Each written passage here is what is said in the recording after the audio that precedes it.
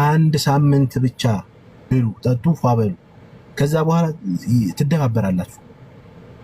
አባትም ስራ አለው አታሰልችው 10 ጊዜ። አንቺ በ16 ዓመት ኖርሽና ናፍቆት በዚህ ጊዜ አይወጣም። በቃ አንድ ሳምንት እናት አባትሽ ጋር ፏ በይ። ከዛ በኋላ ሰፊ ጊዜ አለ። በሳምንት አንዴ በምናምን ከስራ በኋላ ነው። ከዛ ይህችን ምክሬ በደንብ አድርጋችሁ ጆሮ ሰምታችሁ ስሙ። አንድ ሳምንት ቆንጆ ብኩት 25,000 ብር ገዝታችሁ መረቁ አባትሽን እናትሽም እያጎረስ ኻድሚ ቡና ጋብዢ እዛው ቤት ውስጥ ፏ በይ ምናምን በቃ።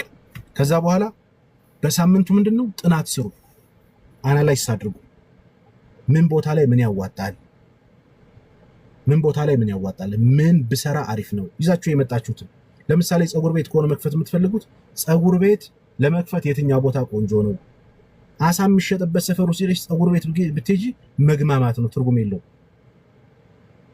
ሻይና ዳቦ የሚሸጥ ሰፈር ቦታ አለው ራሱን የቻለ። ለምሳሌ የቬሎ ቤቶች ራሱን የቻለ ቦታ አላቸው። የቬሎ ኪራይ አሪፍ ነው። ምግብ ቤት ጫተራ ሄደሽ ምግብ ቤት አከፍሽ። ማን ነው እንትን የሚልሽ? ማን ነው የሚበላልሽ? እንደውም አንቺ ወጣታሽ ሽንኩርትሽን ሊያቃጥሉልሽ ይችላሉ። በምርቃና ሰዓት አንቺ ሽንኩርት እየከተፍሽ ሰው ምትረጥ ቦታ ትመርጣላችሁ። አንድ ሳምንት ቤተሰብ ጋር። ከዛ ኔክስት ዊክ ምንድን ቦታ መረጣ ነው። በመጀመሪያ ኢትዮጵያ ከመግባታችሁ በፊት ግን ምን እንደምትሰሩ ቢዝነሱን ያዙት፣ ብሩን ያዙት። በመጀመሪያ 1 ሚሊዮን ብር ካፒታል፣ በቃ ካፒታል ለመንቀሳቀሻ ብቻ። እሺ ለመንቀሳቀሻ ብቻ። ከዛ በኋላ በሁለተኛው ሳምንት አጥሩ። ኢትዮጵያ ከመሄዳችሁ በፊት ሲጀመር አሁን ሳውዲ አረቢያ፣ አሜሪካ፣ ካናዳ የትም ቦታ ሁኑና መዝግቡ እስኪ ምን ያዋጣል፣ እኔ ምን ብሰራ አሪፍ ነው። በቃ በቡና የቡና ባለሙያ ከሆንሽ በቡና ብቻ እሰራለሁ የምትሉ ካላችሁ የቡና ስራ ምን ያዋጣል። አንዳንድ ጊዜ ኢትዮጵያ ላይ የሚያገኙ ማሽኖች አሉ። ከውጭ ይዛችሁ ቆንጆ ማሽኖች አሉ። የማኪያቶ ማሽኖች አሉ። በጣም ርካሽ 500 ብር 600 ብር ዲስካውንት ሲደረግ ማለት ነው። ፀጉር ባለሙያ ከሆናችሁ ፀጉር ቤት ኤክስትራ ላይ ምናምን እንደዚህ ጀሪር ቦታ ላይ በጣም ዲስካውንት ሲደረግ ሂዱና የፀጉር ስቲሽዋር የሚጠቀለልበት ምን የሚልበትን 500 600 የሚሸጥ ከሆነ በሪካሽ አስቀምጡት። ህልማችሁን ለእንትን ለማለት። የዶሮ እርባታ ከሆነ ኢንኩቤተር ከውጭ ሀገር ላኩ። ሳውዲ አረቢያ 2-3 ኢንኩቤተር አለ። 2000 ሪያል 3000 ሪያል። ያንን ኢንኩቤተር ላኩና አስቀምጡ። ዶሮ ማርባት ከሆነ ከዛ ኢትዮጵያ ሄዱና ሳምንት ከቆያችሁ በኋላ የዶሮ እርባታ ትምህርት ውሰዱ። ፈንግል አንዴ ጭር አድርጎ እንደገና በባህር እንዳትመለሺ በልምድና በእውቀት የካበተ ነው። ይኸው ዶሮ አልጥንም ካለች ጭክ ብላ ነው ምናምን ዘቅዝቅ ያታድራሉ። እሱ ድሮ ቀርቷል። አሁን የቴክኖሎጂ ነው። ዶሮ ሁላ በምክር እየሰማ ነው። ጣይ ስትል የሚጣልበት ቴክኖሎጂ ገብቷል። እንቁላል ጣይ በዚህ ደረጃ ማለት ነው። እና ራሳችሁን አፕዴት አድርጋችሁ ዘመናዊነትን ሞደርን ተምራችሁ እውቀትን አካብታችሁ። እኔ ወላሂ በጣም ብዙ ማውቃቸው አሉ ከስደት መጥተው የልብስ ዲዛይነር ሰፍት ሁብ ባለሙያ ተምረው የሸጋሜር አባት ምንድን ነው ይዘው እያዛረገ የሸጋሜር አባት ለ3 ወር ወደ ወሎ መካነ ሰላም ነው ሀገሬ ስንት ብር በቃኝ አንዳንድ ነገሮች አስተካክዬ ይመጣው። እኔ ምን አቀለ ጥቅም አለ ለሆድህ ከሆነ ብዙ እንትን አይልም። አጋፋሪ ካለህ ራሱን የቻለ ወጭ ነው። አጋፋሪ ማለት ስትሄድ ስትቀመጥ እኔ ልቀመጥልህ አንተ አትሄድ እኔ ሽንትን ሸንቼልህ ልምጣ የሚላካ አጋፋሪ አለ ኢትዮጵያ። አጋፋሪ ካለ ሌላ ወጭ ነው። በአጋፋሪ ልክ አስበው። እምትቅም ከሆነ ጨምርበት።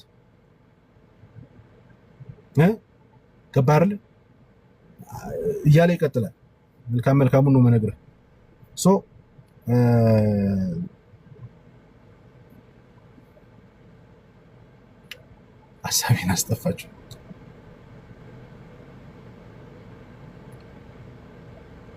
ሀሳቤን አስጠፋችሁ። መኪና በገዛ ያዋጣሉ። መኪና ንብረት አይደለም። መኪናና ባጃጅ ጥሪት አይደለም። ለወንድማችሁ ባጃጅ ገዝታችሁ የምትሰጡ ተገልበጥ ማለት ነው። ጠልታችሁታል ማለት ነው። ወንድማችሁ ቋሚ ንብረት ቤት ነው፣ ቦታ ነው። እኔ ጋር እንደገቡ እንዳገቡ አይደለም። እኔ ቤት ግዙ፣ ወንድሞች ባዶ ቦታ ግዙ። ህጋዊ ይሁን እንጂ የጨረቃ ቤት አይሁን እንጂ ባዶ ቦታ ግዙ። እኔ ማቃቸው እንዳልኳችሁ ቅድም የጀመርኩበት አናላይሲስ ስናጠና ልብስ ዲዛይን የተማሩ እህቶች አሉ። እኔ ማቃቸው ወላሂ እኔ መክሬያቸው እዚህ ኢትዮጵያ መጥተው መክሬ ቁጭ አድርጌ ልብስ ዲዛይን ብትማሩ አሪፍ ነው ብያቸው እዚህ ልብስ ዲዛይን ተምረው ገንዘባቸውን ሳያጠፉ አሁን የራሳቸውን ልብስ ቤት የከፈቱ በጣም የሚገራርሙ እህቶች አሉ። ወላሂ ነው የምላችሁ። ወደ ሳውዲ አረቢያ የሚልኩ ሽፎን ተምረው ሽፎን የሚልኩ እህቶች አሉ። ጀግና እህቶች ራሳቸውን ስደት ምን ለረፍት መተው ነው የምነግራቸው። ለረፍት መተው ምን አባቱ የስደት ሀገር መኖሪያ ፍቃድ ምን ይሰራል? ምን ይሰራል? በቃ ሀገሬ ላይ አልሰራም እንዴ? በኮንፊደንስ እናቴ ሳውዲ አረቢያው ወንድ ያው እንደ ዱባይ ወንድ የለም። እዚህ እናቴ በጅምላ ወንዱ የብር 10 አማርጣ የአፍንጫው ጎበድ ያለ ነው። የአፍንጫው እንደ ጃኖ ይቀጥ ያለ ነው። ኖ ቁመቱ እንዲህ ነው። እንደ ቻርሊ ቻፕሊ መልካም ማርጣ ነው የምታገባው እንዳይሄድባት ማለት ነው። ዝም በል ባለኝ ሀቢብ እኔ ካንተ አንተ አረህን እኮ ራሱ ግድ ነው ብሎ ሽንት ቤት የምትለው ምን ይሰረቃል ነው ና ብሎ እኔ ዳነ እንጂ ማለገያ ነኝ እንዴ አንተ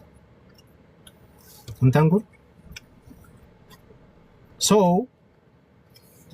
ትዳርን ለመያዝ ረጅም እድሜ ይሄዳችሁ ስለሆነ በተለይ ሴቶቻችን እድሜያችሁ እየገፋ በተቻለ መጠን ሀገራችሁ ገብታችሁ የሆነ ሙያ ይዛችሁ በተለይ ደግሞ እዛ በምትኖሩበት ይኸውልሽ 66 ጉርድ ምን ይሰራልሻል?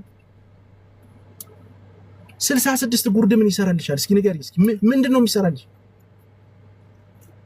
አረ ወይኔ እነዚህ ሰዎች ለቀጥ አንተ በርሚል ሙሉ ጉርድ 3 በርሚል ነው ያላከችው። አንዱ ሙሉ በርሚል ጉርድ፣ አንድ ሙሉ በርሚል ጃኬት። የልብስ ድርቅ መጥቶሽ ነው እንዴ ከኢትዮጵያ ወጣሽው አንቺ? ይኸው እኛም እኮ እየለበስን ነው።